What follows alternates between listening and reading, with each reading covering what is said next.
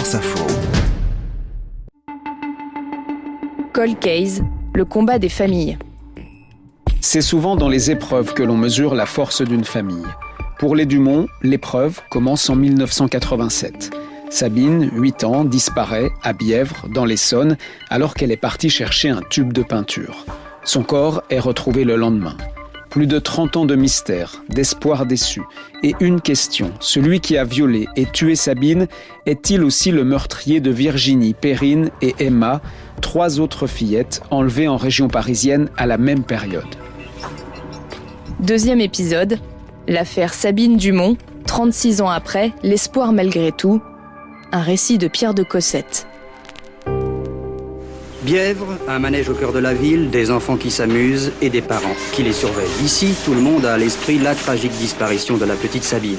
Aujourd'hui, pour les parents, une seule préoccupation, protéger les enfants.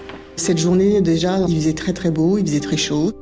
Ce 27 juin 1987, c'est le début de l'été, bientôt les vacances scolaires.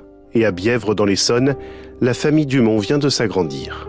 C'était une très belle journée puisque ma sœur venait d'accoucher de sa petite fille la veille et que nous étions allés la voir à la maternité en début d'après-midi. Depuis 36 ans, chaque jour qui passe, Gaëlle y repense. En 1987, elle a 14 ans, c'est la 5e d'une fratrie de 6. La petite dernière se prénomme Sabine. Dans une semaine, elle fêtera son 9e anniversaire. Sabine est passionnée de peinture. Ce samedi après-midi, il lui manque un tube de gouache blanche. À presque 9 ans, après tout, Sabine peut bien sortir l'acheter seule, ce tube. Le centre-ville de Bièvre est à moins d'1 kilomètre, et puis, il faut bien une première fois. Alors sa maman l'autorise, mais Sabine ne rentre pas. Sabine voulait faire une reproduction d'un tableau de Renoir pour ma sœur et donc pour la naissance de ma nièce. Et donc le trajet du retour était beaucoup trop long. Donc tout de suite, j'ai compris qu'il y avait quelque chose d'anormal. C'était une petite fille sage et qui restait obéissante et qui écoutait aussi ce qu'on lui disait. Donc on lui avait dit qu'il fallait qu'elle fasse attention, que si elle croisait quelqu'un qu'elle ne connaissait pas, qui voulait l'emmener ou qui lui proposait des bonbons ou à manger ou quoi que ce soit, qu'il fallait surtout qu'elle refuse, etc. Bon, les recommandations qu'on peut faire à tous les enfants, mais avec encore un peu plus d'insistance avec les 3 autres petites filles. On en reparlera un peu plus tard, car c'est l'un des enjeux de l'enquête récupérée il y a 2 ans par le tribunal de Nanterre et son tout jeune pôle spécialisé dans les cold cases. Au printemps 87, en région parisienne, 3 autres petites filles sont enlevées et tuées. L'une d'elles, Emma, 10 ans, a été enlevée à Malakoff, à 10 km seulement de Bièvre. Ma mère est quand même allée voir chez ses copines au cas où, mais probablement dans l'espoir qu'elle soit chez l'une d'elles. Mais c'était impossible. C'était impossible parce que ça ne collait pas du tout à son caractère.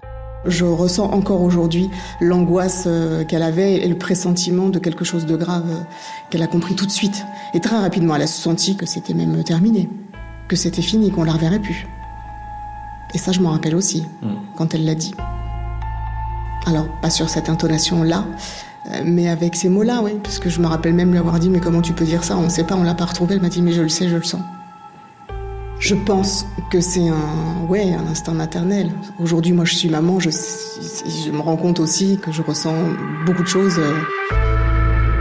Pour raconter leur histoire, celle de leur sœur et de leur famille, Gaëlle et son frère, Éric, ont tenu à nous recevoir tous les 2. En 1987, Éric Dumont a 18 ans, c'est le seul garçon de la fratrie. Ce samedi-là, il travaille comme saisonnier, il rentre à la maison, à Bièvre, à 19h30. Cela fait 3 heures que Sabine a disparu. Moi j'ai juste ma sœur qui est venue me dire que Sabine avait disparu. Et à partir de là, on cherche. On cherche de manière un peu anarchique, puisqu'on ne sait pas où chercher. Il faut quand même se rappeler une chose, et le contexte, c'est qu'en 87, il n'y a pas Internet, il n'y a pas de téléphone portable. L'information s'est véhiculée très très rapidement dans Bièvre. Bièvre à l'époque c'était quand même un petit village, on va dire ça comme ça. Donc à partir de là, on a communiqué comme on a pu et puis très vite au niveau de la place de la gare, les gens se sont rassemblés pour commencer à chercher. Mon père lui est parti avec mon oncle au commissariat de Palaiseau qui ne les ont pas vraiment pris au sérieux tout de suite. Ça c'est quand même très malheureux. Il a fallu qu'il insiste en précisant que c'était une petite fille de presque 9 ans et qu'elle n'était pas du tout du genre à fuguer, parce qu'au départ, c'est quand même ce qu'on lui a dit, que c'était une fugue.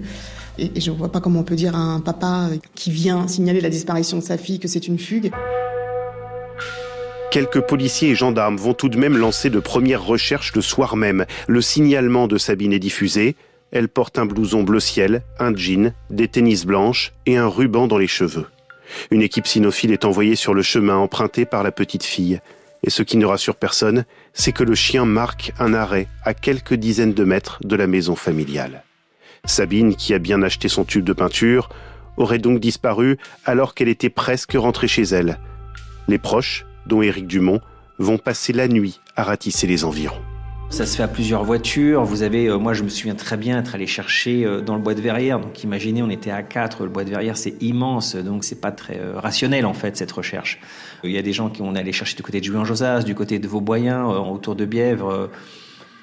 Tout le monde cherchait et puis les gens, une fois qu'ils avaient fait leur recherche, ils y revenaient. Alors en recherche, les gens revenaient sur Bièvre, en tout cas à la place de la gare, et les gens échangeaient donc sur les endroits où on avait cherché. Peut-être qu'il fallait aller peut-être chercher ailleurs, et puis tiens, si on allait là-bas, et puis voilà comment c'était à l'époque. Le dimanche matin, le dispositif policier est renforcé. Hélicoptères, hommes grenouilles, les bois, les fourrés sont inspectés, jusqu'à la découverte que chacun redoutait en bordure de National 118. Une petite fille de 9 ans, prénommée Sabine, disparue hier après-midi à Bièvre, dans le département de l'Essonne, a été retrouvée morte cet après-midi, à 3 km du domicile de ses parents. Le corps a été retrouvé effectivement dans un lieu dit qui s'appelle le Chat Noir, très proche de Bièvre donc. Le corps était dénudé et on a tenté d'y mettre le feu. Je crois qu'à partir de là, il ne se passe plus rien, plus grand-chose dans ma tête et je ne sais plus trop. Enfin, à part le monde qui s'ouvre sous mes pieds et une dégringolade de plusieurs milliers de kilomètres, je ne sais plus, je ne me rappelle pas. Il y a eu un gros trou noir de plusieurs heures, voire peut-être même quelques jours. Le monde s'écroule, quoi. Tout s'arrête en fait. Tout s'arrête. En plus, moi, à 14 ans, j'avais pas du tout cette vision-là du monde. C'est pour moi, tout le monde était beau, tout le monde était gentil. Je vivais dans le monde des bisounours à cette époque-là, moi. Donc, je me suis rendu compte que c'était pas du tout ça, la vie sur Terre et ce monde dans lequel je vivais. Pas du tout. Il y a quand même les obsèques de Sabine qui passent. Et assez rapidement après, en fait, on veut savoir effectivement qui c'est. On veut savoir qui a fait ça, on veut le trouver.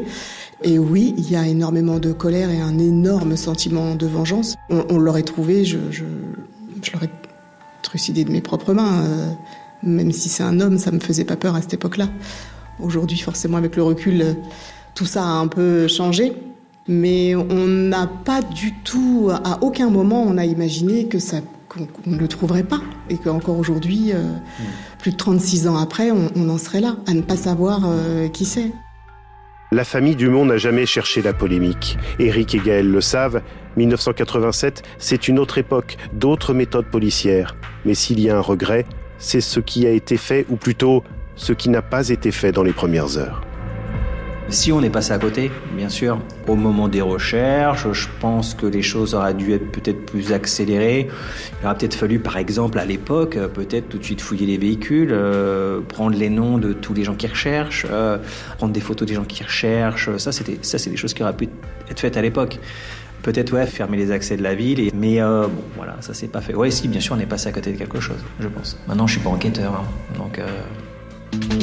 Le meurtre de Sabine et de Perrine, les deux fillettes, le ou les assassins courent toujours. Un suspect arrêté lundi dans les Yvelines a été écroué pour attentat à la pudeur, mais il n'est pas impliqué dans les deux affaires précédentes. En 1987, on n'exploite pas encore l'ADN, mais la police judiciaire de Versailles dispose de quelques éléments malgré tout. À côté du corps dénudé de Sabine, on a retrouvé une cordelette, un bidon de white spirit et un mégot de cigarette. Sous les ongles de la petite fille, des traces de sang d'un autre groupe sanguin que le sien. Dans les années 90, les enquêteurs étudient des pistes, celle de Gérard Lebourg, condamné pour le viol et le meurtre d'une petite fille dans le Calvados, ou encore celle de Robert Black, tueur en série et pédophile écossais, hypothèse écartée. En 1999, alors que les analyses génétiques ont fait leur apparition en matière criminelle, les experts isolent une trace ADN sur le sweatshirt de Sabine Dumont, mais un ADN inconnu. Et à un moment donné, on perd même espoir. En tout cas, moi, je me suis dit, bon, c'est jamais on le retrouvera, c'est terminé, on ne le retrouvera jamais. Et puis, parfois, il y a des rebondissements, et comme quand Guardo a été exhumé, on se dit, peut-être qu'on va le trouver, peut-être que c'est lui. Et puis finalement, non. Et puis dès qu'il y a un tueur en série, quand il y a eu Fourniret, je me suis posé aussi la question. On avait déjà l'ADN à cette époque-là, donc très rapidement, on a su que c'était pas lui. Mais en fait, dès qu'une affaire de ce type sort et médiatisée, ou qu'on entend qu'il y a eu ce type de crime, on se dit peut-être qu'il y a une similitude, peut-être que c'est lui, peut-être que c'est pas lui. Donc on vit avec ça tout le temps en fait. Gaël Dumont vient de citer 2 noms. L'un d'eux vous est certainement familier, Michel Fourniret, l'ogre des Ardennes. La piste a été étudiée, mais Fourniret n'a rien à voir avec la mort de la petite Sabine. Et puis, il y a Raymond Guardo.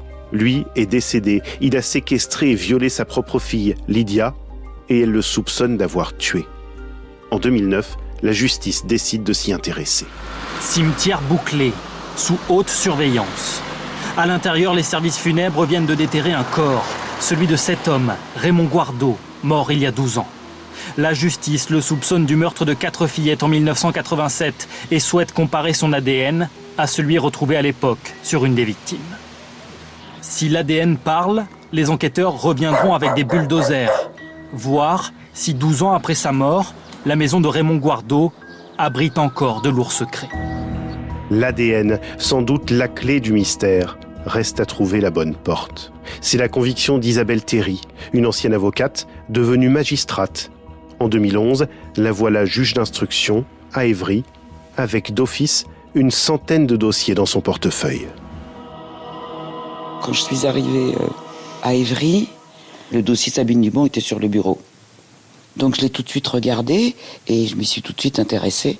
Ce qui n'était pas vendu, parce que souvent les crimes non élucidés, ils sont au fond du placard. Il y a des trucs en cours, mais qu'on réclame pas, donc qui traînent, donc ils peuvent rester comme ça. Et quand on arrive dans un cabinet d'instruction, on met déjà 2 ans à lire tous les dossiers, à peu près. Pour les avoir tous lus complètement, il faut 2 ans. Donc évidemment qu'on commence pas par le crime non élucidé qui est dans le fond du placard. On commence par les détenus, on commence par les urgences, etc., etc. Bon. Et donc je me suis intéressée à ce dossier qui était évident. Et évidemment, il m'a ému, choqué, bouleversé, tout ce qu'on veut, parce que dans le dossier, il y a une photo de la petite Sabine, et elle est absolument sublime de beauté.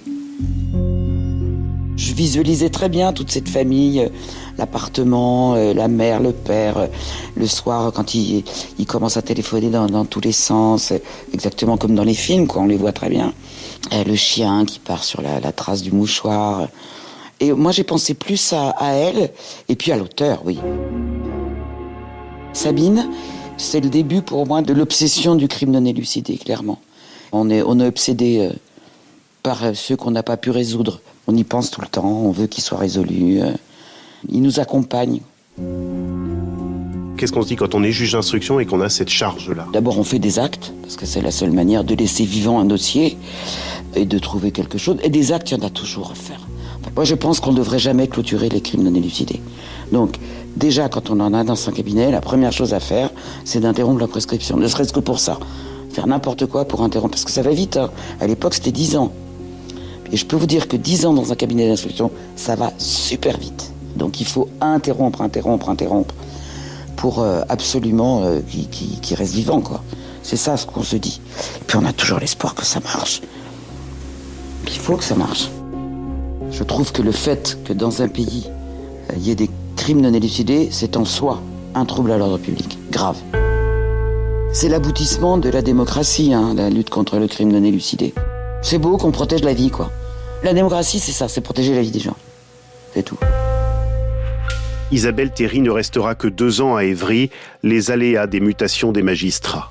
Depuis 1987, une dizaine de juges d'instruction se sont succédés pour enquêter sur le meurtre de Sabine, avec l'impression pour la famille Dumont que les policiers se sont montrés plus à l'écoute que les juges, un reproche souvent adressé aux magistrats dans ces dossiers au long cours. Mes parents ont toujours eu de très bons contacts avec le SRPJ de Versailles et le SRPJ de Versailles a toujours été extrêmement présent pour mes parents. Je suis quand même restée à la maison à vivre avec mes parents pendant quelques années après la disparition de Sabine. Au moins une fois par an, mes parents allaient au SRPJ de Versailles pour faire un point sur l'enquête, les avancées, ce qu'ils faisaient, ce qu'ils avaient éventuellement trouvé ou quelle direction ils voulaient prendre.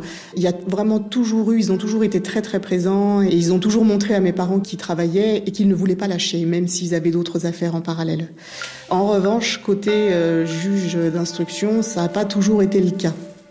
C'était ma mère qui devait batailler quasiment tout le temps à chaque changement pour rencontrer le ou la juge et faire un point avec. C'était parfois très très compliqué. Là, il n'y avait pas vraiment de présence, quoi. C'était plus une priorité. À l'époque, il n'y avait pas non plus de prise en charge psychologique, ce qui est un énorme manquement parce que nous, on n'a rien demandé à personne, mes parents non plus. Nous, on avait notre petite vie tranquille. On était une famille nombreuse, avec son rythme de vie, avec ses joies et ses peines, comme une famille lambda. Et puis voilà, on nous a enlevé Sabine, on a tué Sabine. Et maintenant, nous, ça fait plus de 30 ans qu'on vit avec ça.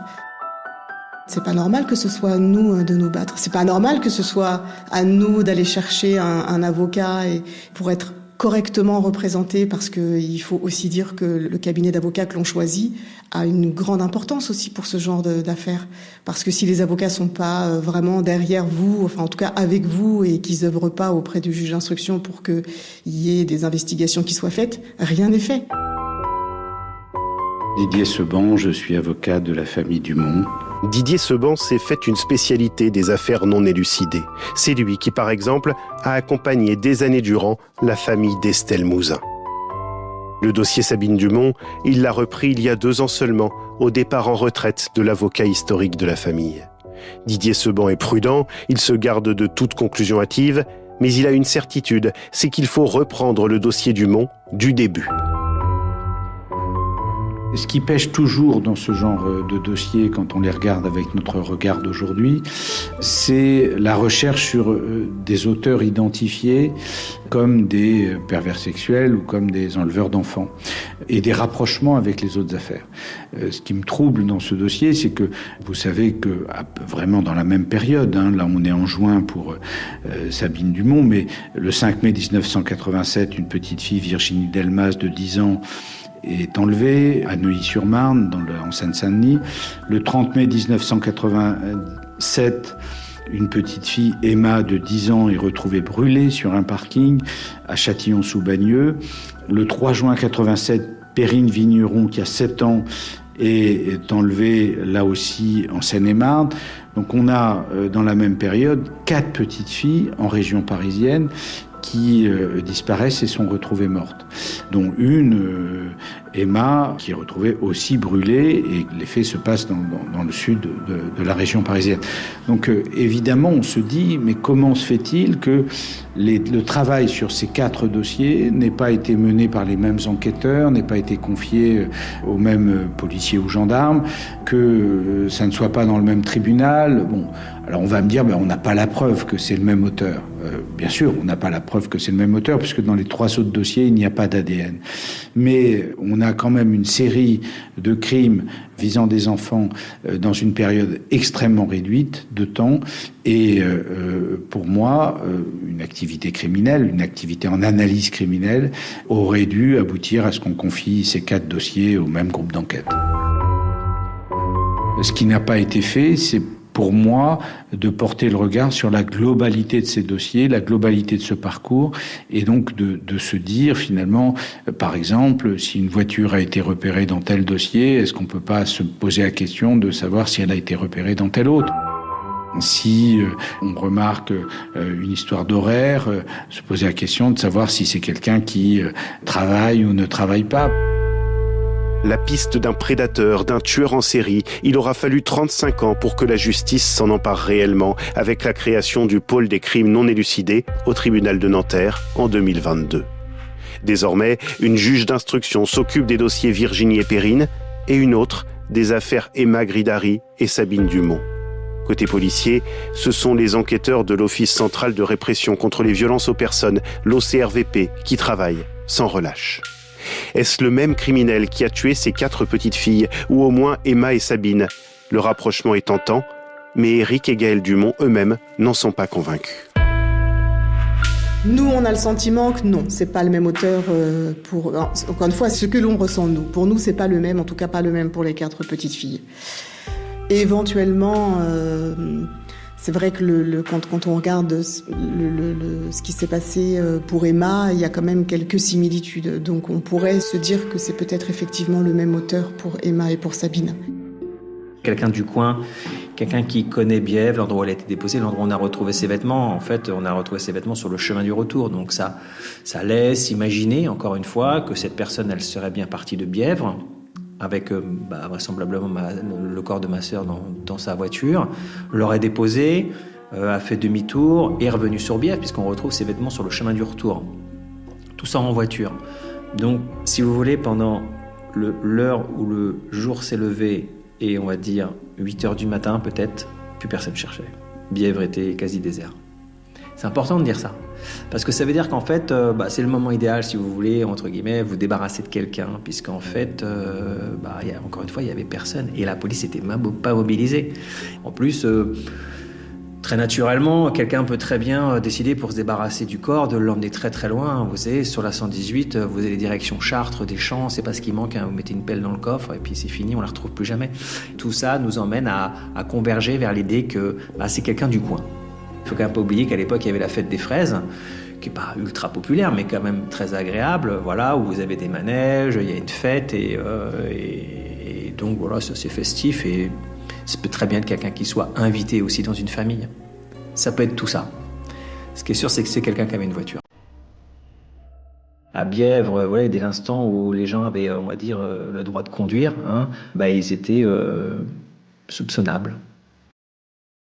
Encore aujourd'hui, quand je viens à Bièvre, je regarde tout le monde et je soupçonne tout le monde. Et je regarde s'il y a des gens que je connais, notamment des hommes forcément, et je me dis peut-être que c'est cette personne-là. Et ça, c'est au quotidien en fait. Alors heureusement, je ne vis plus à Bièvre parce que ce serait vraiment insoutenable, mais il faut quand même imaginer qu'on se fait notre enquête dans notre tête. Et ça, depuis le début, finalement. On est partie civile, nous, donc on a eu accès au dossier. Il y a plein de parties du dossier que j'ai lu moi, où j'ai commencé à un moment donné, alors jeune adulte, à essayer de faire des recoupements, ou à essayer, oui, de me dire, mais peut-être que cette personne-ci, cette personne-là... Et ça, c'est très difficile parce que j'avais 14 ans. Vous voyez combien j'en ai aujourd'hui. On vit vraiment tout le temps avec elle et ce qui s'est passé en nous, tout le temps, tous les jours. C'est inévitable. À la douleur qui ronge la famille depuis 1987 s'ajoutent des épreuves régulières. Il y a 3 ans, l'identification du grêlé, ce violeur et tueur qui a sévi dans les années 80, a fait naître des espoirs que les comparaisons ADN ont rapidement balayé. Les progrès de la science ont permis de lancer des recherches en ADN de parentèle, dit simplement recensées dans le fichier national des empreintes génétiques, des ADN proches de celui de l'auteur, celui d'un frère possiblement ou d'un parent, puis creuser la piste. On sait aussi désormais, grâce au portrait robot génétique, que l'auteur est de type caucasien, comme on dit. Il y a quelques mois, les enquêteurs ont arrêté un suspect. Gaëlle Dumont le connaissait. La garde à vue et l'ADN n'ont rien donné, piste abandonnée. Mais comment ne pas cogiter? Il n'y a pas très très longtemps, j'ai fait une fixette sur quelqu'un et c'est très compliqué à gérer. Là, c'est hyper dur. Il y a un nom qui sort et du coup, nous, s'il suffit que ce soit quelqu'un qu'on connaît, on se remémore, on essaie de se remémorer un peu comment il était à cette époque-là, quel physique il a, puisque on sait aujourd'hui, c'est pas une surprise que c'est quelqu'un de type caucasien avec plutôt les yeux clairs. Eh bien, on fait un film. Là, c'était sur quelqu'un que vous connaissiez personnellement. Sur quelqu'un effectivement que je connaissais. Je me suis tellement fait un film tellement énorme à me rendre presque malade, que je me suis dit que c'était terminé, que je ne me ferais plus ça, que j'attendrais maintenant que l'ADN soit testé et d'avoir le résultat de l'ADN. Éric et Gaëlle Dumont ont repris le flambeau de leurs parents, désormais retraités, pour porter le combat, car pour la famille, hors de question de baisser les bras. Ça fait partie de notre vie, de notre corps, de notre sang. Aujourd'hui, on vit avec ça. On ne peut pas mettre un couvercle, puis de toute façon, on ne le mettra jamais, parce que quelle injustice. Même la personne qui est encore peut-être de ce monde, j'en sais rien, en tout cas, elle ne mérite pas d'avoir eu ces 30 années, peut-être un peu plus, où elle a pu vivre, elle, normalement. Parce que comme il est souvent répété, nous, on prend perpète. Nous, c'est à vie. Nous, on a repris confiance, parce que le dossier, peut-être dormait depuis quelques années, peut-être même depuis plusieurs dizaines d'années. Et moi, je suis effectivement convaincu qu'on sera un jour, parce qu'on cherche quelqu'un, tout simplement. Voilà. Et que on a de la chance dans notre malheur, mais on a des scellés conservés, on a des éléments qui permettront un jour de confondre et de retrouver l'assassin. Jamais on mettra le couvercle, parce qu'on a deux vies, en fait. On a la vie avant Sabine, avant la disparition de Sabine, et la vie après. Et la vie après, en plus, on laisse cet héritage à nos enfants. Donc c'est même pas que nous, quoi. L'impact, il est même pas uniquement sur notre génération à nous, mais on la laisse à celle de nos enfants également. Notre combat aujourd'hui, c'est celui de lancer un appel. Aujourd'hui, je pense que le fait d'en parler, ça peut faire bouger un peu les lignes. Et comme je dis toujours, aujourd'hui, si quelqu'un a quelque chose à dire, il faut qu'il le dise aujourd'hui. C'est le moment, que ce soit un frère, une sœur, un parent, un cousin, qui peut avoir aujourd'hui ne serait-ce que des doutes ou des soupçons sur quelqu'un à l'époque, ne serait-ce que pour aussi alléger leur conscience. On ne peut pas partir de cette planète sans avoir levé un doute sur quelqu'un. Sabine Dumont aurait 46 ans cette année, et son meurtrier est-il toujours en vie? La famille de la jolie petite fille blonde l'espère, pour le voir, un jour, le plus vite possible, dans l'enceinte d'une cour d'assises.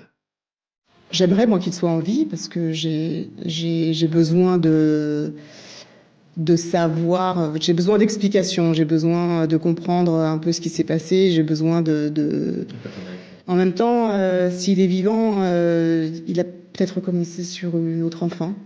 Et ça me déplaît énormément, évidemment. Et moi, j'ai besoin d'affronter son regard. Moi, je veux l'affronter, je veux le voir juste en face de moi, cet homme-là. J'ai besoin d'un affrontement physique. Moi, j'ai pas envie de tout savoir. Je veux juste qu'il soit, qu'on le retrouve. Après, c'est surtout pour qu'on puisse mettre un terme à ça. Alors après, attention, c'est comme on se le dit souvent, ce sera violent, parce que ce sera une troisième vie qu'on démarre.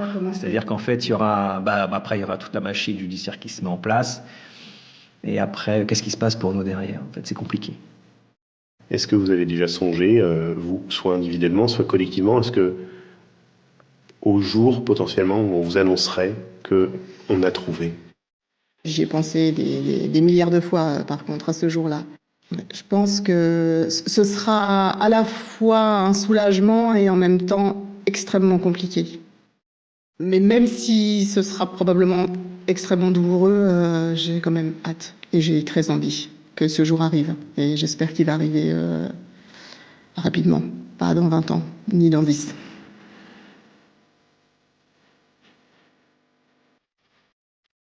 C'était Cold Case, le combat des familles, un podcast original France Info. Deuxième épisode, l'affaire Sabine Dumont, 36 ans après, l'espoir malgré tout, un récit de Pierre de Cossette. Réalisation Vanessa Nadjar, prise de son Pierre de Cossette, rédaction en chef David Di Giacomo, coordination Pauline Pénanec, mixage Raphaël Rasson, archives Pierre Pinault.